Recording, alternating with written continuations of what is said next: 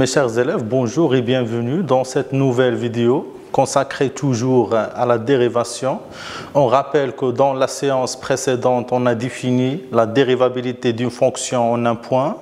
On a interprété graphiquement ce résultat et on a cité comme application l'approximation affine ou bien ce qu'on appelle la fonction affine tangente. C'est une fonction qui sert à donner des valeurs à approcher. C'est une fonction qui sert à approcher des nombres. Bien sûr, il y en a d'autres. Il y a d'autres applications. Par exemple, on va appliquer ce chapitre pour étudier les variations, bien le sens de variation, bien la monotonie d'une fonction sur un intervalle. Donc, cette séance, on va aborder la dérivabilité à gauche et à droite. On va interpréter bien sûr graphiquement ce résultat et nous terminons par quelques exercices d'application. Alors, commençons par la dérivabilité à gauche et à droite. Définition. On considère la fonction f définie sur un intervalle de la forme x0 plus alpha tel que alpha est un réel strictement positif. C'est-à-dire, on va considérer une fonction définie à droite de x0. On dit que la fonction f est dérivable à droite en x0 si seulement si limite de f de x moins f de x0 sur x moins x0 est égale à L appartient à R. Bien sûr, on va calculer la limite de cette quantité lorsque x tend vers x0 et x supérieur strictement à x0. On peut remplacer cette notation, c'est-à-dire x tend vers x0 et x supérieur x0, tout simplement par la notation x tend vers x0+. Donc, on dit que la fonction f est dérivable à droite en x0, si seulement si il existe un réel L appartient à R, tel que la limite en x0+ de cette quantité est égale à L. Donc ce nombre L, dans ce cas, est appelé le nombre dérivé de f à droite en x0. Et on le note par f'd en x0. Donc, de la même façon, on va définir la dérivabilité de f à gauche en x0. Donc, pour cela, considérons une fonction définie, cette fois à gauche de x0, c'est-à-dire une fonction définie sur un intervalle de la forme x0 moins alpha, x0, tel que alpha toujours est un réel strictement positif. On dit que la fonction f est dérivable à gauche en x0 si seulement si la limite quand x tend vers x0 et x inférieur à x0, c'est-à-dire x est assez proche de x0 et x se trouve à gauche de x0, ou bien on va noter tout simplement x tend vers x0-. C'est bon, de f de x moins f de x0 sur x moins x0 est égal à L appartient à R. Autrement dit, si la limite à gauche de x0 de cette quantité existe. Bien sûr, dans ce cas, le nombre L est appelé le nombre dérivé de f à gauche en x0. Et on va le noter par f'gx0. Maintenant, on va interpréter graphiquement ces résultats. Donc, soit f, une fonction dérivable à droite en un point x0, alors CF, donc CF désigne la représentation graphique de f dans un repère OIG. Admet une demi-tangente qu'on note par TD, T indice D, à droite au point A de coordonnées x0, f de x0, et cette demi-tangente d'équation y égale à f'dx0 avec f'dx0, c'est le nombre dérivé de f à droite en x0. Facteur de x moins x0 plus f de x0. C'est bon? Tel que avec x supérieur ou égal à x0. Donc on a utilisé cette notation pour dire qu'il s'agit bien d'une demi-droite et pas une droite.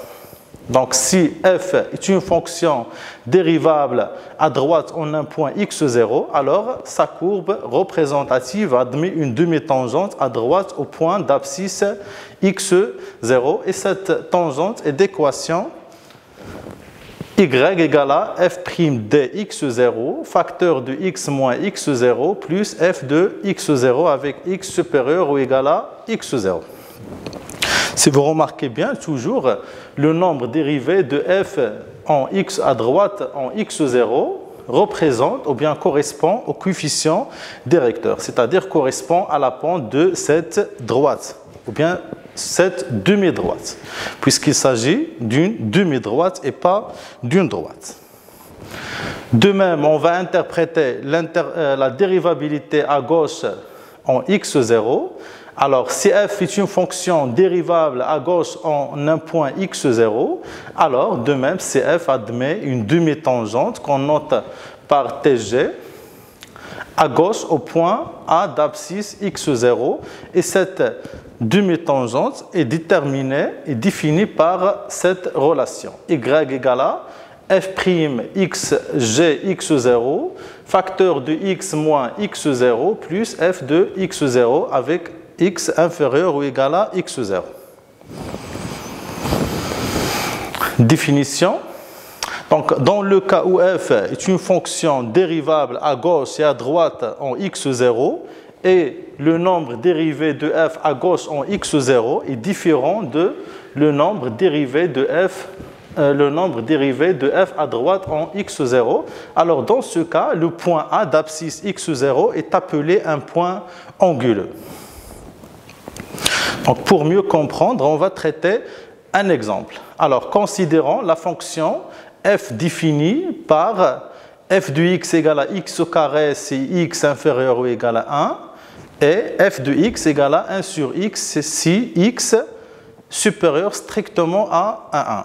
Donc, on parle d'une seule fonction ici, une fonction à deux expressions, à deux parties. C'est une fonction définie par morceau. C'est une fonction qui contient deux expressions, une expression valable pour les réels qui sont inférieurs ou égaux à 1 et une autre valable pour les réels qui sont supérieurs strictement à 1. Par exemple, si je vous demande de calculer l'image de 3, bien sûr, on va utiliser la deuxième expression puisque 3 supérieur strictement à 1. Si je vous demande par exemple de calculer l'image de 0, donc on va utiliser la première expression puisque 0 inférieur ou égal à 1. Par exemple, si je vous demande de calculer maintenant l'image de 1, on va utiliser l'expression numéro 1 puisque 1 inférieur ou égal à 1. Donc étudier la dérivabilité de f à gauche et à droite en 1 et interpréter graphiquement ce résultat. Donc on va tout d'abord étudier la dérivabilité de cette fonction à gauche. Donc on va calculer la limite de f de x moins f de 1 sur x moins 1 lorsque x tend vers 1 et x inférieur strictement à 1 ou bien x tend vers 1 moins. C'est bon? Donc on va remplacer l'expression f de x par x au carré puisqu'on est à gauche de 1. 1 ici représente l'image de 1. Donc, si on remplace ici x par 1, on obtient une forme indéterminée du type 0 sur 0. Donc, on va factoriser et simplifier par x moins 1. Bien sûr, pour factoriser, on va utiliser une simple identité remarquable.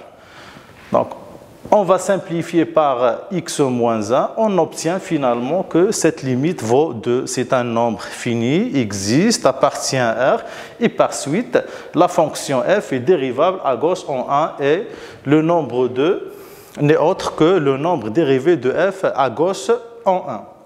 L'interprétation graphique, bien sûr en utilisant la propriété précédente, la courbe représentative de f admet une demi-tangente t au point d'abscisse 1 et cette demi-tangente d'équation y égale à f'g en 1 facteur de x moins 1 plus f de 1 avec x inférieur ou égal à 1 puisqu'il s'agit d'une demi-droite.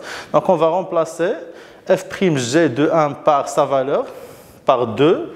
On va remplacer f de 1 par 1 et simplifier pour avoir le résultat final. Donc, cette demi-tangente est d'équation y égale à 2x moins 1. Si vous remarquez bien, le nombre 2 ici est la pente de cette demi-droite. Coïncide bien sûr avec le nombre dérivé de f à gauche de 1. Maintenant, on va étudier la dérivabilité de cette fonction à droite de 1. Donc, on va calculer toujours la limite de cette expression de f de x moins f de 1 sur x moins 1. Donc, maintenant, on va remplacer f de x par 1 sur x. On a utilisé la deuxième expression de f puisqu'on est à droite de 1. C'est bon? F de 1 est toujours égal à 1. Donc, bien sûr, on va remplacer f de x par 1 sur x et simplifier pour avoir finalement que cette limite est égale à moins 1. C'est un nombre aussi, c'est un nombre fini. Et par suite, f est dérivable à droite en 1 et le nombre dérivé à droite de 1 est égal à moins 1. Donc, de même, cette fonction est dérivable et par suite, sa courbe représentative admet une demi-tangente qu'on note par TD au point d'abscisse 1 et cette demi-tangente est d'équation y est égale à f'd en 1 facteur x moins 1 plus f de 1 avec x supérieur ou égal à 1 puisqu'il s'agit d'une demi-droite. Donc on obtient finalement que cette demi-tangente est d'équation y égale à moins x plus 1 avec x supérieur ou égal à 1. Donc finalement, on a trouvé que cette fonction est dérivable à gauche et dérivable à droite, mais on a trouvé que les nombres dérivés à gauche et à droite sont différents puisque f'd égale à f'd en 1 égale à moins 1 et f'g en 1 égale à 2. Et par suite, on remarque que le point d'abscisse 1 est un point anguleux puisque f est dérivable à gauche en 1 est dérivable à droite en 1, mais f'd en 1 est différent de f'g en 1. Donc, voici autre interprétation graphique. On va interpréter le cas où la fonction n'est pas dérivable à gauche ou bien à droite en x0. Alors, le premier cas, si la limite en x0 plus de cette quantité égale à moins l'infini, bien sûr, cette fonction n'est pas dérivable à droite de x0, mais dans ce cas, on dit que la courbe CF admet une demi-tangente verticale à droite en x0 et cette demi-tangente verticale est dirigée vers le bas. Le deuxième cas, si la limite en x0 plus de cette quantité égale à plus l'infini, alors, la fonction, bien sûr, n'est pas dérivable à droite en x0 et graphiquement, on dit que la courbe représentative de f admet à droite en x0 une demi-tangente verticale dirigée vers le haut.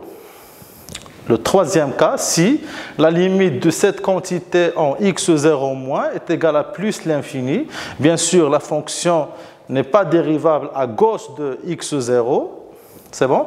Et par suite, sa courbe représentative, CF, admet à gauche en x0 une demi-tangente verticale dirigée vers le bas.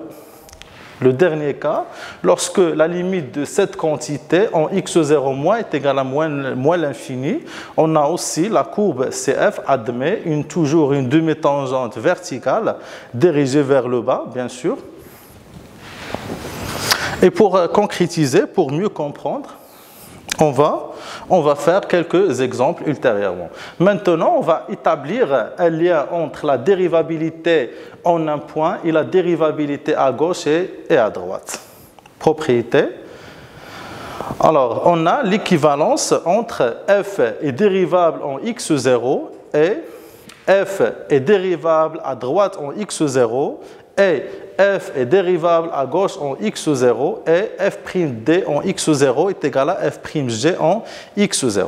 Donc on a l'équivalence, ces deux propositions sont équivalentes, c'est-à-dire si f est une fonction dérivable en x0, alors f est dérivable à gauche en x0 et dérivable à gauche en x0 et les nombres dérivés sont égaux. Réciproquement, si f est dérivable à droite en x0 et f dérivable à gauche en x0 et f'd en x0 égale à f'g en x0, alors on peut dire que la fonction f est dérivable en x0. Bien sûr, dans le pratique, dans les exercices, on va utiliser le sens réciproque. C'est bon? Puisqu'il y a des situations où on ne peut pas directement étudier la dérivabilité de f en x0. C'est-à-dire on est obligé de passer par la droite et la gauche pour conclure. Et dans ce cas, le nombre dérivé à gauche de f à gauche en x0 est égal à le nombre dérivé de f à droite en x0 est égal à tout simplement le nombre dérivé de f en x0. Exercice. Alors, pour mieux comprendre, on va faire cet exercice. Étudier la dérivabilité de f en x0 et bien sûr interpréter graphiquement les résultats obtenus dans chacun des cas suivants. Alors, commençons par le premier cas. Il s'agit d'une fonction définie par morceau, puisque cette fonction possède deux expressions, une expression valable pour les x qui sont supérieurs ou égaux à 1 et une autre valable pour les x qui sont inférieurs strictement à 1. Donc, commençons par la droite. On va calculer la limite de f de x moins f de 1 sur x moins 1 quand x tend vers 1 et x supérieur à 1, ou bien tout simplement quand x tend vers 1 plus. Alors, on va remplacer le f de x par x au carré plus x, c'est-à-dire par la première expression, puisqu'on est à droite de 1. C'est bon? L'image de 1, bien sûr, est égale à 2. On va utiliser la première expression pour calculer l'image de 1, puisqu'il s'agit d'une inégalité large. C'est bon? Bien sûr, si on remplace ici x par 1, on obtient une forme indéterminée. Et pour enlever l'indétermination, on va, comme vous avez vu dans le cours précédent, on va factoriser et simplifier par x moins x0. Ici, x0 est égal à 1, c'est-à-dire on va factoriser et simplifier par x moins 1. Bien sûr, on va effectuer la division euclidienne ou bien en utilisant une autre méthode, bien sûr. Donc, on va simplifier par x moins 1. On obtient finalement que cette limite est égale à 3. Et par suite, la fonction f est dérivable en 1 et que le nombre dérivé de f à droite en 1 est égal à 3. 3, c'est la valeur de cette limite qu'on vient de calculer. Donc, l'interprétation graphique. Alors, CF admet une demi-tangente qu'on note par TD au point d'abscisse 1 d'équation par définition y est égal à f'd en 1 facteur de x moins 1 plus f de 1. Bien sûr, avec x supérieur ou égal à 1 puisqu'on est à droite de 1. C'est bon? On va remplacer f'd en 1 par sa valeur qui est 3 et on va remplacer f de 1 par 2 et simplifier pour avoir finalement que l'équation de cette demi-droite est égale à, est donnée par cette relation. Y est égal à 3x moins 1, x supérieur ou égal à 1. Toujours, le nombre 3 représente le coefficient directeur. C'est le nombre dérivé de f à droite en 1. Donc maintenant, on va étudier la dérivabilité de f à gauche en 1. Donc on va calculer la limite de f de x moins f de 1 sur x moins 1 lorsque x tend vers 1 et x inférieur à 1, c'est-à-dire lorsque x tend vers 1 moins. Donc maintenant, on va remplacer la fonction f par la deuxième expression, puisqu'on est à gauche de 1. F de 1 est toujours égal à 2. C'est bon? On simplifie, on obtient que cette limite vaut lim en 1 moins de x au cube moins 1 sur x moins 1. Bien sûr, si on remplace ici x par 1, on obtient une forme indéterminé. Bien sûr, pour enlever l'indétermination, de la même façon, on va factoriser, ou bien, ici, on va utiliser l'identité remarquable du type A au cube moins B au cube. Puis, on va simplifier par x moins 1 et remplacer x par 1 pour avoir finalement que cette limite vaut 3. Appartient à R, et par suite la fonction f est dérivable à gauche en 1 et le nombre 3 représente le nombre dérivé de f à gauche en 1. L'interprétation graphique, bien sûr, c'est f admet une demi-tangente au point A d'abscisse 1 d'équation y égale à f'g en 1 facteur de x moins 1 plus f de 1 avec x inférieur ou égal à 1. Toujours, on va remplacer f'g de 1 par sa valeur, qui est 3, et on va remplacer f de 1 par 2. Et on obtient finalement que l'équation de la demi-tangente est donnée par y égale à 3x moins 1 avec x inférieur ou égal à 1. On rappelle qu'on a utilisé cette notation puisqu'il s'agit d'une demi-droite et pas d'une droite. Donc, quand vous remarquez bien, mes élèves, on a trouvé que cette fonction est dérivable à gauche en 1 et dérivable à droite en 1.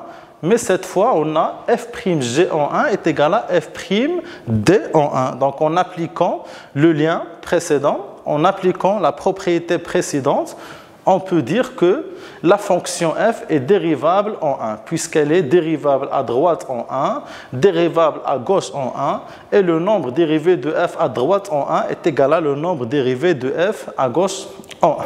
C'est bon? Bien sûr, on peut interpréter graphiquement ce résultat en disant que la courbe représentative de f admet maintenant une tangente au point d'abscisse 1 et cette tangente est d'équation y égale à 3x moins 1. Maintenant, on va traiter le deuxième exemple. f de x égale à la valeur absolue de x. Bien sûr, on rappelle que la valeur absolue de x est égale à x ou bien moins x. X, si x supérieur ou égal à 0, moins x, c'est x inférieur ou égal à 0. C'est-à-dire les fonctions qui contiennent le symbole, la valeur absolue, bien sûr, sont des fonctions définies par morceaux. Donc, on est obligé de passer par le lien précédemment défini. En commençant par la droite, on va calculer la limite de f de x moins f de 0 sur x moins 0 lorsque x tend vers 0+. Bien sûr, on va remplacer f de x par sa valeur, c'est la valeur absolue de x. Bien sûr, on est à droite de 0, donc on va utiliser la première expression, c'est-à-dire la valeur absolue de x égale à x, puisqu'on est à droite de 0, c'est-à-dire x est positif.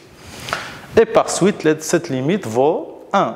C'est un nombre fini, appartient à R, donc cette limite existe. Donc, d'après la définition de la dérivabilité, on a f est dérivable à droite en 0. Et ce nombre 1 n'est autre que le nombre dérivé de f à droite en 0. Donc, l'interprétation graphique. Donc, CF admet bien sûr une demi-tangente à droite au point d'abscisse 0 et cette tangente d'équation y égale à x. Deuxième exemple, ou bien c'est le même exemple, pardon. Donc, on va étudier maintenant la dérivabilité à gauche en 0. Donc, maintenant, on va remplacer f de x par moins x puisqu'on est à gauche de 0. Donc, on va simplifier par x et finalement, cette limite vaut moins 1 appartient à R. Donc, il s'agit bien d'une fonction dérivable à gauche en 0. Et le nombre moins 1 représente le nombre dérivé de f à gauche en 0. Et par suite, de même, la courbe représentative admet une demi-tangente définie par cette relation. Donc, si vous remarquez bien, cette fonction est dérivable à gauche et à droite, mais les nombres dérivés à gauche et à droite sont différents. Donc, il s'agit bien d'une fonction qui n'est pas dérivable en 0, bien sûr en appliquant le contraposé du théorème précédent, et le point d'abscisse 0 représente un point anguleux de CF. Le dernier exemple, on va considérer la fonction définie par cette relation. C'est une fonction définie par morceau. Donc on va commencer par la droite. Donc calculons cette limite à droite en 0. Donc on va remplacer f de x par la première expression puisqu'on est à droite de 0, c'est-à-dire par racine de x. Ici, f de 0, c'est 0, sur x moins 0. On va simplifier par racine de x et on obtient finalement que cette limite est égale à plus l'infini n'appartient pas à R, donc f n'est pas dérivable à droite en 0. Donc, comme interprétation graphique, CF admet à droite au point O une demi-tangente verticale dirigée vers le haut. Et par suite, f n'est pas dérivable à droite en 0, donc f n'est pas dérivable en 0. On va utiliser le contraposé de la propriété précédente. Donc, pour finir, je vous laisse avec quelques exercices à faire chez vous. Donc, vous pouvez noter cet exercice. C'est un exercice similaire. Et vous pouvez aussi traiter cet exercice. Donc, merci pour votre attention. Et on se verra dans la vidéo prochaine pour terminer ce cours. À bientôt.